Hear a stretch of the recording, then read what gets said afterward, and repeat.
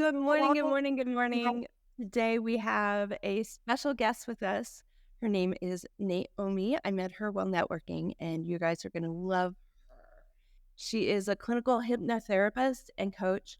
She specializes in visibility and stress management. And one of the things that she loves to do is help her clients break free from emotional eating at a subconscious level, embodying a new relationship with food. So while we're talking about emotions, we talk about mood, all of those things embody emotional eating. They're a component of it. What Naomi does is she helps you overcome that. She helps you heal. And she works on 4 distinct levels. She works on a somatic level, emotional, mindset, and action.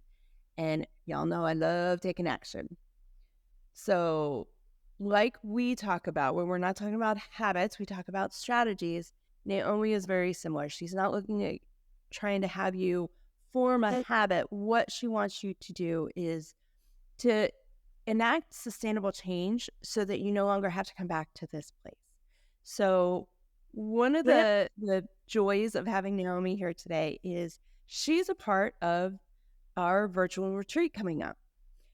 And I am so excited to introduce you guys to her. So, Naomi, would you please introduce yourself and welcome to the show? Hello, everyone. Thank you very much for having me here, Bonnie. It's such a joy, and it's been such a wonderful thing getting to know you and really collaborating ever since we probably first talked at the networking event. So it's marvelous. I think you said everything that is important. I'm really passionate about anything and everything that keeps us away from joy. And because I think that life can be lived with joy, and part of it is food, especially since we eat daily. Yeah, so I think once you kind of re-establish this wonderful relationship with food by eliminating the negative programming or or the conditioning sometimes to associate getting rid of bad emotions by eating, kind of like, oh, have an ice cream. Yeah, some parents do that. It's kind of a norm in society. So, but once all of that is out, all of a sudden it's kind of, oh my God, this new fascinating world that opens up that is about, oh, I have control, I have choices, and guess what? I can anything and everything and really enjoy it without obsessing about what's going to happen. Yes. Yeah. I love it. That's one of the things we talk about here often is the whole reason you eat healthy, the whole reason you have a healthy lifestyle, and the whole reason you strive to heal your body is to enjoy life and to live the one that you want, not the one you feel like you've been stuck with. Exactly. So that's still one of the reasons when you and I first met, I was like, yeah, she's perfect. Wonderful. Yeah. What's interesting that I think one of the best way to stabilize our relationship with food when we are reprogramming the mind. So usually the reprogramming is with somebody, although there are some exercises you can do. But let's say once that is, so I think first you just listen to and eat whatever you want. But one thing that actually happens after a while is that we tend to gravitate towards a healthy food.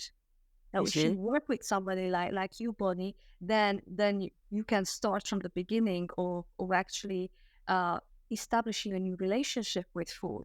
Yeah. So and basically learn about the language of food. Something that often is wider than what you actually think you have. So we think we have so many choices, and it turns out that it's not at all. It's just a wide little thing, and lots of worrying and stress and all that emotional package of shall I eat, what shall I eat, when shall I eat, and storing ourselves. And then all of a sudden, no, the world is not about that. You can have all of it, And guess what? You can have all of it. You will probably gravitate towards things that are healthier, less sugar, less fat, Yeah. and you're also losing weight or maintaining the weight that is right for you. And I think it's just fascinating, isn't it? It's just there's nothing not to be really excited about. Yeah. Yeah. I love this field for that exact reason. When I first lost weight, I thought I had to give up everything, everything. And I had finally gotten to a place where I was willing to do it. But the nutritionist and trainer I worked with taught me that that's not reality. Exactly. It's not long term, and it's not anything that we actually need to do. Yeah. So, Yeah, absolutely. I think one of the saddest things is that people don't realize that, especially in the Western world where there's plenty. Yeah, for most people, there's plenty. Obviously, we have to recognize that there are certain situations where there isn't. But often the only way people starve themselves is with diet. It's just yes, yeah, self-imposed starvation. yeah, yeah, yeah. No, But you never see anyone starve themselves from activity yeah, or from a massage. yes. And funnily enough, once we establish this relationship with food that is healthy, that is not, for instance, talking about emotions, because you introduced me as such that, and that's where I work with emotional eating. So there's a Right. big difference between physical hunger, Is it? which comes on gradually. Yeah, so it's not like boom, I store shop and boom. That's Right. not hunger. Right. That's anything but physical hunger. Yeah. It's not your body saying, I need a little bit of rest. Uh, and Then, with emotional hunger, this sort of, I yeah. don't know how to manage my emotions. And often it's because you haven't been taught to. Yeah. So Right. we model whatever we learn at home, whatever we learn in our Mhm. uh, groups.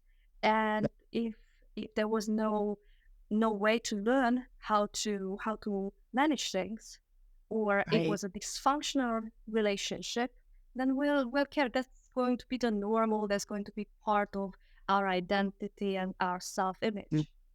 Yeah, so we'll eat when we are bored, we'll eat when we are sad, we'll eat when we are celebrating, we'll eat when any Yeah. emotion will be coupled and with something with some sort of food. And often that tends to be high fat and high sugar. It's not it's not a tomato. It's oh, I had some cherry tomatoes and rocket because I was feeling so sad. Well, yeah. And I mean, a lot of that is biological. Like when I talk with people, I talk about their signals, about the signals the body sends. And whenever we're talking emotional eating, the body thinks it needs carbs. So more than likely it's gonna ask you for sugar. It goes Yeah, straight for whatever your favorite treat is because it knows exactly. this if it gives you that craving, you're gonna go for it. Absolutely. Yeah. Yeah. Yeah. Yeah. Yep. Unfortunately. But one of the things that is important, and I'm sure this is something that you educate your clients, that it Mhm. actually can change. So it's Yes, just a learned habit. Yeah. exactly. Exactly. That it actually you can unlearn it, decondition it.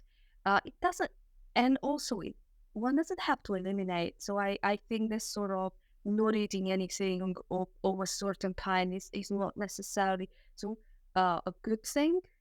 Sure. But actually, when we are learning to uh, take these things apart. So this is my emotions, and I'm now in control, regulating them, and if there is any underlying trauma or stress, one of the things that we eat the way we eat is often because of some unescapable stress. Yeah, so there Mhm. is some sort of so the base level of the stress is already higher than is optimal for you as an organism, you as a person, Yeah. your body. Uh, and Right. therefore, if any little stress on top of happens, I don't know, you don't get to the bus on time, whatever, yeah, little things, then because Yeah. your level is already high, Got it. it gets very high very fast. Well, And then if you learned to manage that stress, with food. Then the natural thing, because when we are stressed, we can't think. We don't actually have access to the whole of our brain, and especially the control, the prefrontal cortex. And what happens is that we just automatically do something. So it's not really your fault as a person who does it. It's just faulty programming and habit that gets replayed over and over. Yeah. Yeah. I mean, we could sit here and say yes, yes, yes all day long. You're spot on. So one of the things that you and I had talked about was reprogramming a subconscious mind, and that seems in line with what you're talking about right now. And you talk about using this reprogramming to help people reach and maintain an ideal weight. Can you talk a little bit more about that? Yes. So I will go a little bit into hypnotherapy because that is one of my. I actually work with the body as well. I'm an embodiment coaching training, so that's also quite exciting. Like I start with the hypnosis, so it's basically a wonderful, relaxed state. It's a little bit like a guided meditation, right, or interactive meditation because we will be talking. So what happens is that you're in this state of relaxed and focused state. Yeah, your mind is really focused on what's happening or what we are talking about. And then I would press my clients to what is it that keeps them stuck in this emotional or in this pattern. It might be emotional eating, binge eating. It might be just that they are unable to lose weight no matter what. And it's always something emotional. Yeah. So it's hardly ever about food actually. Yeah. Sometimes it comes in, but it's usually it could be because what the body can actually hold on to weight besides the fact that over dieting does things like your metabolism is just the basal metabolic rate is just plummets because it is expecting another starvation period, which funny enough is coming. So people diet themselves to become really to put on weight basically. It's the way it's a way things work. However, sometimes it's just the fact that uh, one learned that it's not safe. For instance, there are people who the issue was that they felt unsafe with a woman that, oh my God, somebody might. Is everything okay? Yes. Something knocked over and the dogs went nuts. It happens.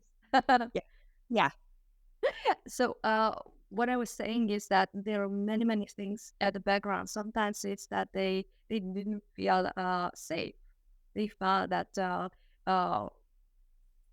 as a woman, for so sexually, or they felt that being looking in a certain way was unsafe for them. Right? It could Right. have been something that happens at in your teenager or your child, and then that unconscious or subconscious belief is running the show. Often we don't even know, but in hypnosis it comes out. It's going, oh my God, but that's no longer true. And then all of a sudden, new habits can be, or new strategies can be put in place. Because all of a sudden, there is no aspect of self-sabotage. There's no aspect of, but I need to, because everybody, the major thing for anybody is not to feel happy. Yeah, it's great, but you as an organism, that's not your goal. The goal is to survive, and the second goal is to reproduce so that the species stays alive. Yeah, these are the two things. Yeah, so if you are in survival mode, because there are some beliefs that you might not even actually consciously be aware of are there. You can diet, you can learn about things, you can read all the self-help books in the world, you can change things because you will go back. Unfortunately, you will go back because there's something that says this is not safe for me. This is not something that I can do. And that's when things relapse over and over and over. And this is what we do at the unconscious level, uncover that and say, is this really all still true? And then that's, oh, but no, it's not that. I'm actually really powerful. I'm really strong. And then we learn that, oh, things are possible. Yeah. That I'm not 5 or I'm not this or that. Well, I'm much stronger now. I live in a very different reality. Then we start. Yeah. Which is why then you can start with strategy. So we start at the unconscious, at the body level. What is it that you embody? What beliefs about yourself? What is available to you? So because we often feel, or people often feel, especially if they struggle with weight, that thin people are different. No. Right. The same species. No, it's true. There is a genetic component of some people actually have. They react to things like they put on fat faster. Yeah. So there is. We know that there is such a genetic. But if you eat the way that is nurturing for you, if you exercise or move your body, yeah, it doesn't have to be in the gym. It's just going for a wonderful walk daily, yeah, then you will also actually have and be able to maintain the body weight that is optimal for you, yeah, rather than a body weight that is unrealistic and it's Photoshop. So yeah, I read this that many times I hear people that want to look like the models in the magazines, and then the answer was, so do the models. yeah, Yeah, Photoshop. That is a great response. That is an absolutely great response. It's perfect. They would love that. We all do. Best thing I've ever seen on social media was some of the models that go on a lot of the runways when they would do photo shoots. There's a group of them, and what they do is they take the photo shoot picture, whatever shows up on the magazine, and then they post it with a "this is what I really look like" picture. Wow. And it's amazing because it shows exactly what Photoshop did. Exactly. Yeah. You know, one of them, it gave her a Barbie waist, but her waist is up and down. I mean, she's very fit, but her waist does not have an hourglass figure. She is more of a rectangle. Right. And when she showed that, it was eye-opening. I know for a lot of people, she had a lot of comments on it. It was fabulous to see it was so popular, because I think that's one of the things stopping us emotionally is our perception of what health looks like. Yes. It looks so different on everybody. So there's a very strong social correlation. And it is something that we have to, on the one hand, acknowledge and pay attention to, especially I don't have children, yeah, but people who have children, it's a lot of hard work, I think, because when they are getting all this flooding in, all this from the media, from social media, from school, from their peers, that it is actually difficult to say, yeah, but we take care of our body, we love our body, we celebrate the body the way it is, rather than want to have an unrealistic or realistic, but really weird. Yeah, something that is not actually natural or healthy. Or, so there's always this competition, isn't there?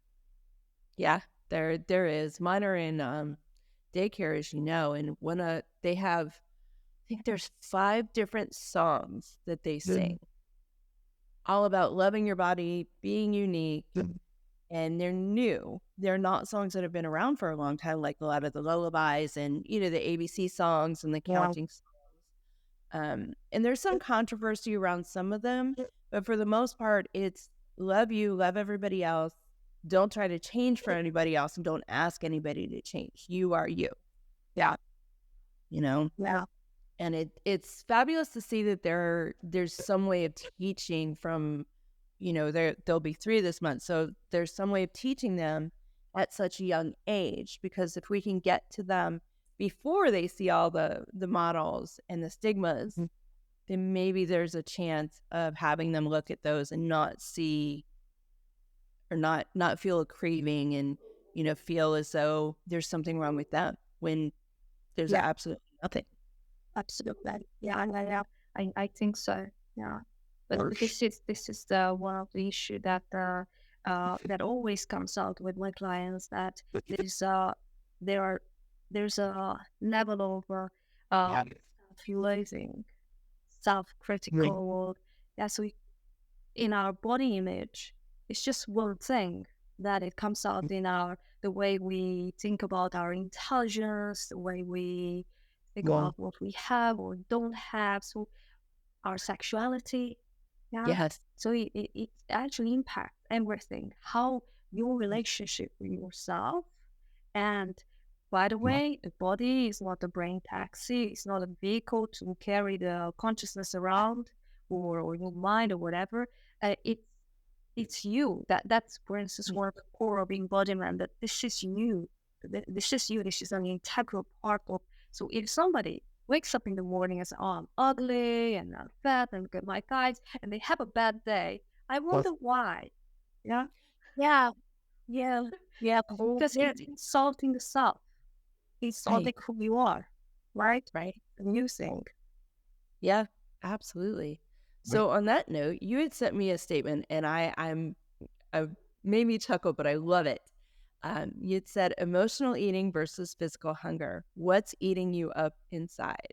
I love the what's eating you up inside, because you know where my brain goes. So would you talk a little bit about that? Because it's, to me, it's very fascinating, but my brain's already gone down that rabbit hole. Wonderful. Yeah, so basically, whenever we eat when we're not actually hungry, which is to say, it comes on suddenly and it's kind of craving for something, yeah, then it's probably, in most cases, emotional. Yeah, Yeah. so, and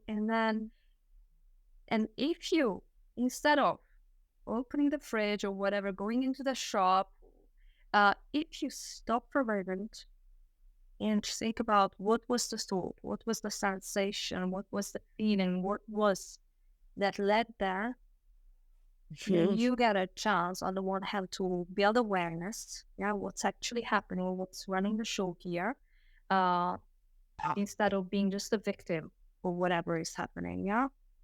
Right. Because often, oh, I don't have control. Yes, you do, but you want to take that. Control comes with responsibility, yeah, and slowing down. Yeah, it comes with this sort of. That's what adulting is, right? It's not, and it's great actually. That's what we all want, and once we do it well, it's, give me more. Give me more. Yep. It's actually quite nice. Uh, so instead of stuffing down something like a nice carrot, made of chocolate, probably. And sugar coated and things like that. So instead of eating, see what is inside. What is that hunger? Yeah, it could be something eating you up. Yeah, like stress. So it could be that you're unhappy at work. Yeah, Yeah. it could be as little as that. And then the question is, are you unhappy because your values don't align, which is you probably don't want to say that. You want different things. Or it might be that you can't say no. Yeah. You can't, you don't have good boundaries. Therefore, you take on everything. You take on the emotions, you take on the work, you take on everything. And your responsibility then is to learn boundaries, because nobody's going to do it for you. Yeah. So we can't control the world, but we can control ourselves, and then we interact with the world differently. Yeah. And control doesn't mean that we put ourselves down and things. It just means, no, I'm able to say no to something and really feel it. And I was kind of, That's it. Yes. But it's Yes. a skill. If somebody didn't learn it, I didn't learn it as a child. I had to learn it as an adult. Most of us, actually, a lot of people, and in fact, a lot of times when I work with somebody, it's about boundaries, and then they Okay. realize, oh, I didn't hate my work. I was just exhausted all the Yeah. time. Yeah. It's, And support. yes. Yes. It's interesting looking back at, especially from before I lost weight. When I first lost weight in 2003, um, it's almost like that was a doorway to a different life. Like I look at my life in two stages: before that time and after that time. My perspective on life changed. My perspective on food. I had come out of an abusive relationship. Growing up wasn't. I mean, that wasn't ideal either. You know, there was a lot of aggression in my upbringing, Right. and um, it's interesting to hear you talk about that, because a lot of the times when I look back at the time prior to my losing weight, there was a lot of emotional eating there. And there are foods still today that I say I absolutely love that I can attribute to emotional connections Yeah. during those times. Yeah. You know, my bagels with all the cream cheese, which I can no longer eat. Um, I don't think it's necessarily that I love those as much as I say I do. I think that is an emotional connection. The minute something upsets me, not angers me, but upsets me, that is the very first thing I crave. Yeah. Yeah. That is the very Because first. it's natural. We want to survive, therefore we self-medicate. Yes. There are many, many ways to self-medicate. It's not just alcohol and drugs. It can be food. It can be shopping. Yeah. It can be, I don't know, doing courses after course after course. It's anything that we do to avoid an emotion. Yeah. And one of the things that you were saying, yes, a lot of us come from either abusive uh, household, or there was neglect. One of the things Yes. that we don't often talk about is that actually emotional childhood neglect can have the same negative impact or similar negative impact on our life and how we live as adults and what choices we make, uh, even food choices or how we eat. Yeah, often is kind of because there's a sense of scarcity, scarcity of safety, scarcity of emotion, good emotions. Yeah.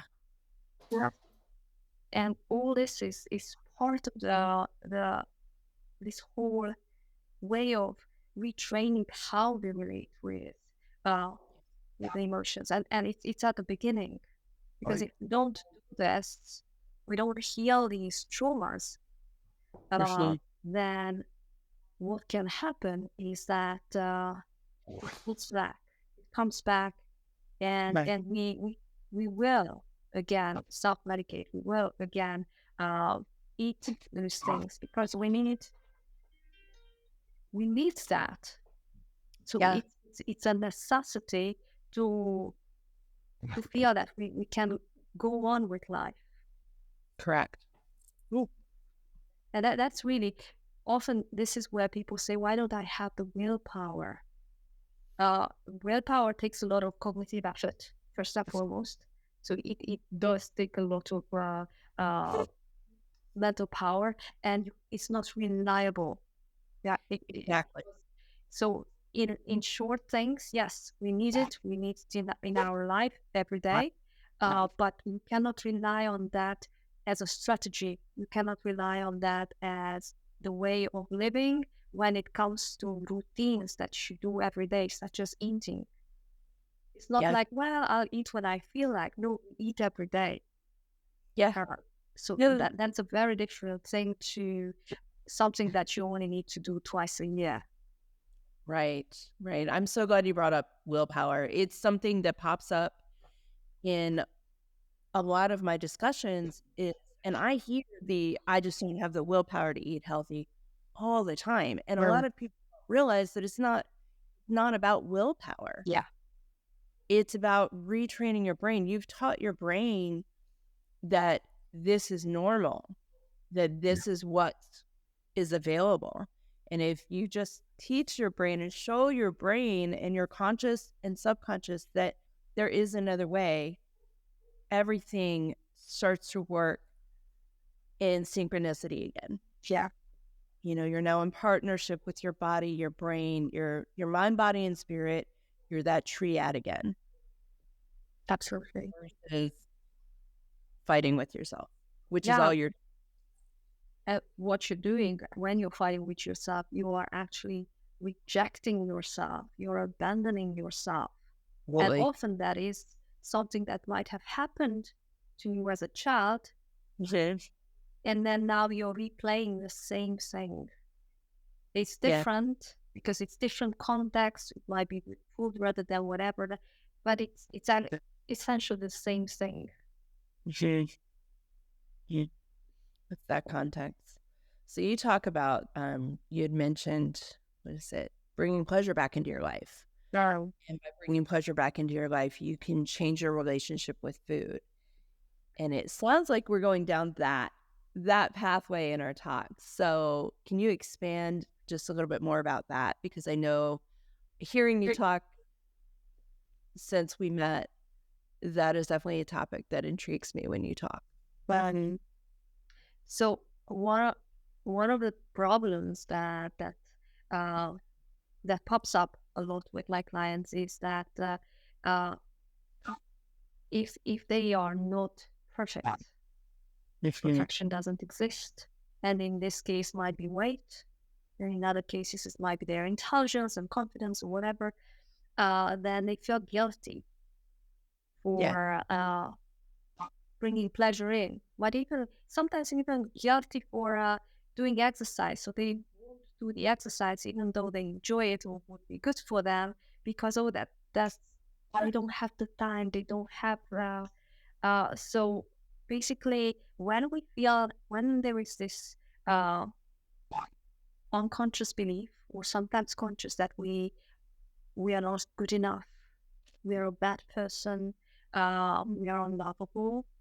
Yeah, all of a sudden, these are the beliefs that we want to avoid facing up to, because you have to face up to this belief before you can transform it.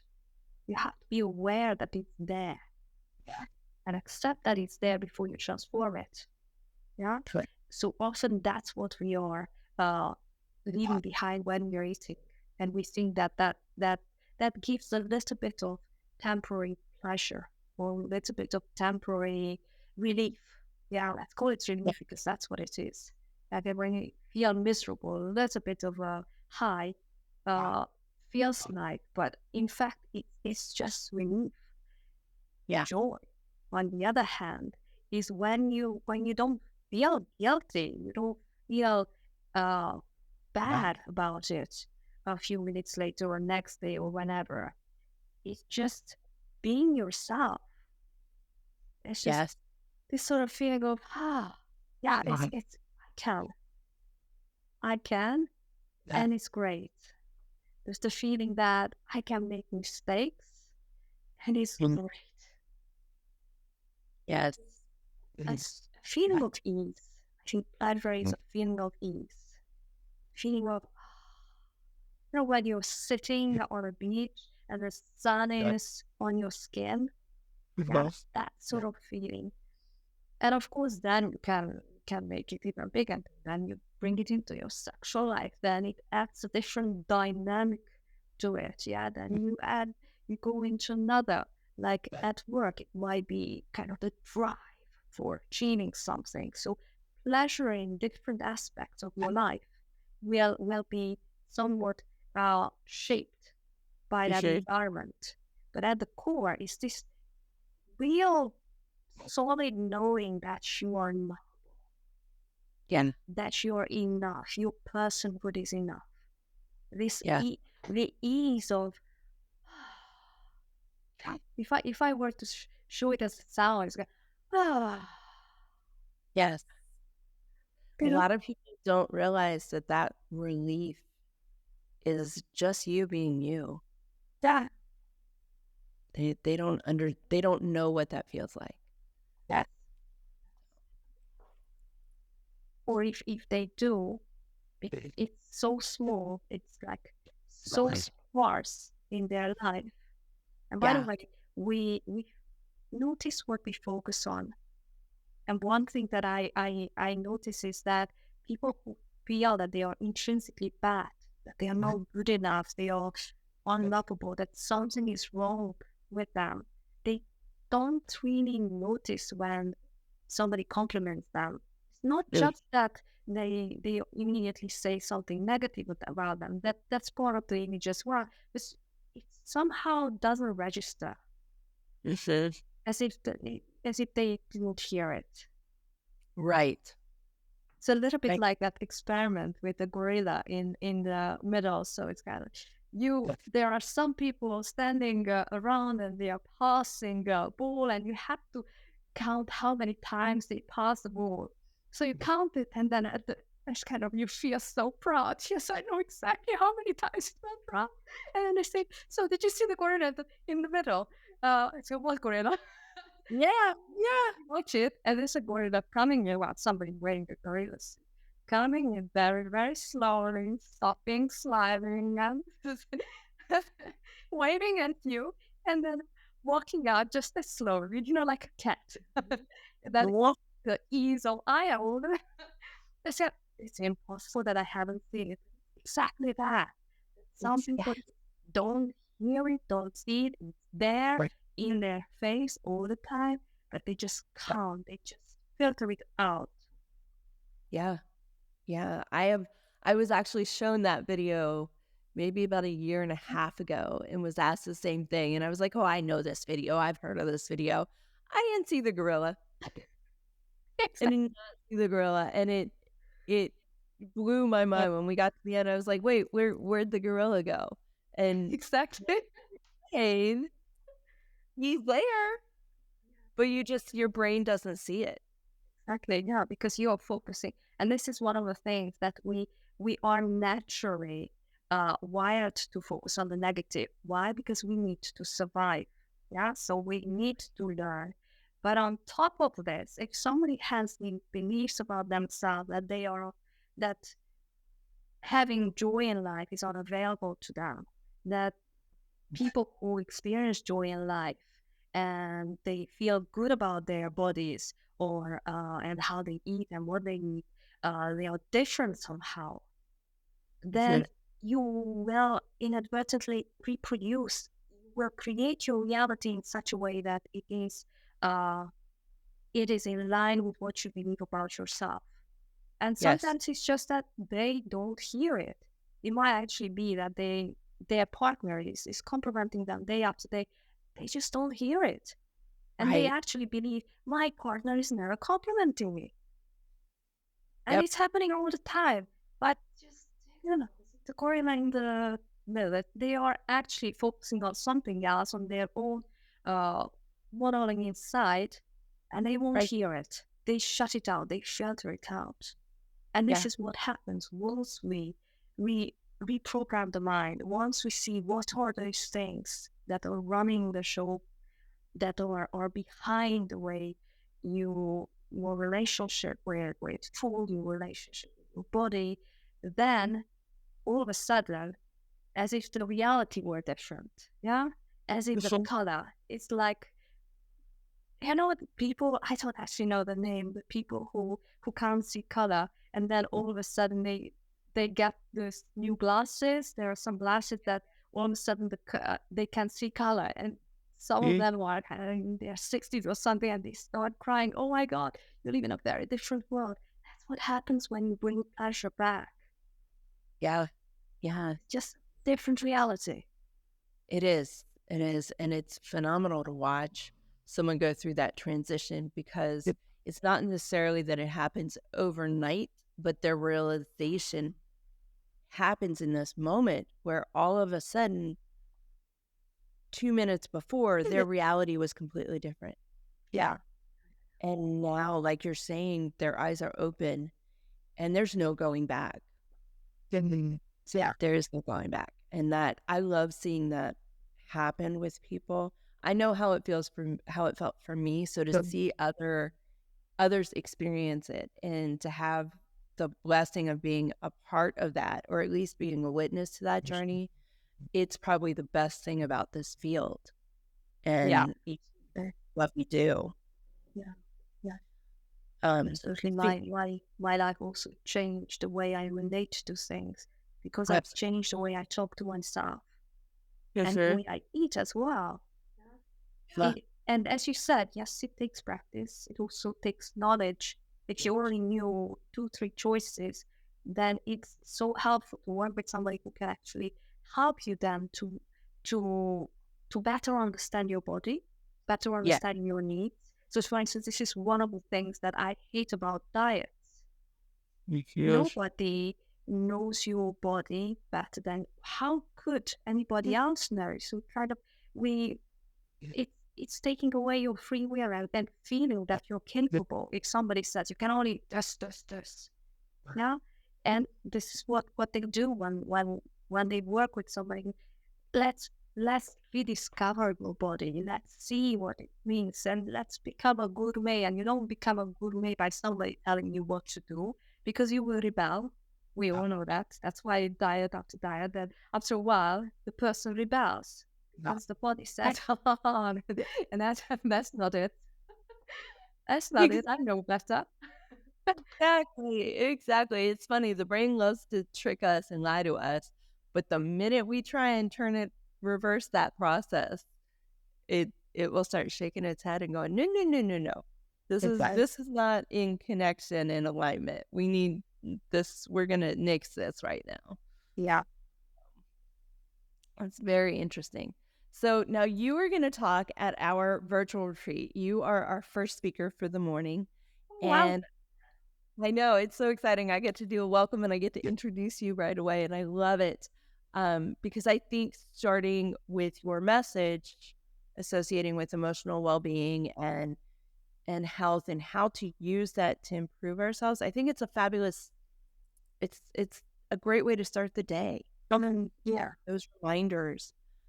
Can you give us a little bit of a summary? Your talk is called Break Free from Emotional Eating at the Subconscious Level. And I know we've talked a lot about that today just in our discussion, but can you give everybody a little summary of what they can expect to hear? Yeah. Yes. So basically, I'll be talking to you about the core beliefs that we have when uh, we have tend to go towards emotional eating, and the Okay. core beliefs when we are free from it. So kind of a difference between the two. So and how to go from one reality, how to change that identity. Yeah, because let's put it simply, it is so wherever you live is your identity. Yeah, it becomes, even if, for instance, that's a abusive language, that is your identity right now, but it's not fixed. Right? It's not fixed. So going from this is what's happening, this is how I see the world, this is how I see myself, this is my relationship with my body and with food, to going to, oh, and this is possible, and how we can make that journey into a healthier and a more embodied conscious living where we have more choices and feel that we are in control of those choices, Right. and Right. really demystifying this, that it's not actually that some people are different than you, is that some people have learned better programs or did the reprogramming themselves. Often it's not that somebody comes from a background where they had the best relationship with food and their emotions. It's that they also have to learn it. And now that's their reality. And that you can do it, and that you can do it at any age. You can start anywhere. It is absolutely possible. Yeah. That's amazing. Yeah. This is why I wanted you to be a part of it and wanted to have you appear on the podcast. A lot of the people listening, that's a challenge for them. And understanding a lot of the concepts we talked about today can seem like a foreign language, when in reality, if you take certain steps, it can be the easiest process in the world. Yeah. And also, since you talked about language, I speak a few languages because I lived in a few countries. And learning a new language is the most fascinating thing on the one hand, because you can make the mistakes as a child. Yeah, you can fall, and so if we change our attitude to the whole thing, to learning this new language, it can be so incredibly enriching. Because what I feel, whether you're learning a language or whether you're learning a new relationship with food and with yourself, like the emotional part, with your emotions, with your sensations, making sense of them and managing them, is that it can bring you curiosity and playfulness. Yeah. So it can come with, it's not always easy. I wouldn't say that it's always easy, but it doesn't have to be difficult either. Right. Something that can be like a dance. Yes. Oh, that's a great way of putting it. That's a fabulous way of putting it. I tend to struggle with how to explain to people that when I say health is easy, it's the health part, the health strategies, the things that we do to have a healthy body and a healthy mind and a healthy life, those are easy. The challenging part is getting everything in line with each other, having all parts of you, the whole of you, all speak the same language. Yeah.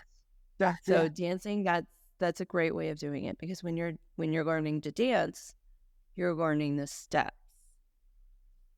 You're learning the things that get you through that dance. So you can just put it on repeat. Exactly. And integrating every part of you. Oh, why do I put the hand out of the leg? Yes. Exactly. There's all these parts that make up us. Yeah. We're learning where everything needs to go and what everybody's role is in that dance. Yeah. That is absolutely fabulous. Well, thank you so much for joining us. As we end, can you please give everybody your socials? Where can they find you? How can they learn more about you? Yeah, so people can find me on Instagram with my name. I don't know if it shows anywhere. Szeri. And they can also find me. So if it's underneath or somewhere, then because it's not the easiest name on earth. I understand with my last name being Wilderson, I get it. People, you need it spelled out. I'll put it up so that people can see it and they can find. Wonderful. So with this name, they can find me on Instagram or on Facebook or my website, and get in touch. If I'm always happy to have a chat. Awesome. And then everybody will be invited to the virtual retreat, where you can hear Neomi speak a little bit more about our topic today. Thank you so much for joining me. I am so glad I met you, and I'm excited to keep learning more about you and stay connected. So thank you very much. Thank you. We will catch you guys next time. You will see the invite for the virtual retreat in the show notes. All the links for Neomi in the show notes. You know how it goes. I will chat with you guys later.